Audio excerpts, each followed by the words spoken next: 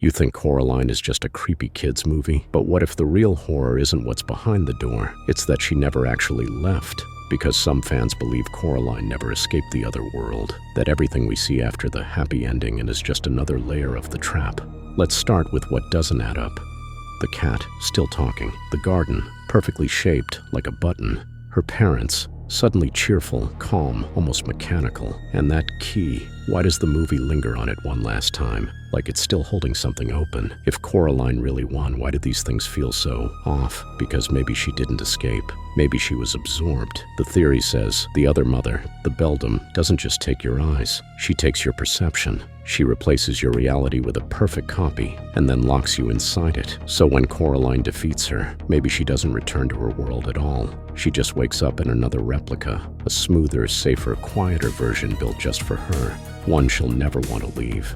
Look at the evidence. Her parents don't remember anything, not one moment of what happened. The world outside looks brighter, more symmetrical. Even the colors have changed. That's not healing. That's reprogramming. And here's the dark part. Coraline's courage, her rebellion, that's exactly what the Beldam needed to copy, to evolve, to build a better trap. Because monsters like her don't just feed on fear, they feed on resistance. She learns from every child who fights back. She builds a new world, more convincing, more comfortable, a place where even the most suspicious mind will finally stop questioning. The cat knows it too. He moves between worlds like he's not bound by the same rules. He watches but never warns. Why? Because maybe he isn't a guide. Maybe he's the observer, the one making sure the illusion stays stable. Every time he appears, he's not helping. He's monitoring. And the ghosts of the children, they never thank Coraline. They just vanish. Because maybe when she freed them, she only released their energy. Energy the Beldam used to rebuild the new world around Coraline herself. A world where she could finally be happy, forever. Now look again at the ending. The cat sits beside her. The sky is clear. Her parents garden together, smiling like mannequins. It's too perfect, too still. Even the wind feels artificial, like someone pressed loop. That's not peace, that's programming. Because the Beldam doesn't just sew eyes shut. She sews realities together, layer over layer, until you can't tell which one is real anymore. And that's the genius of it. The perfect trap isn't the one you're trying to escape.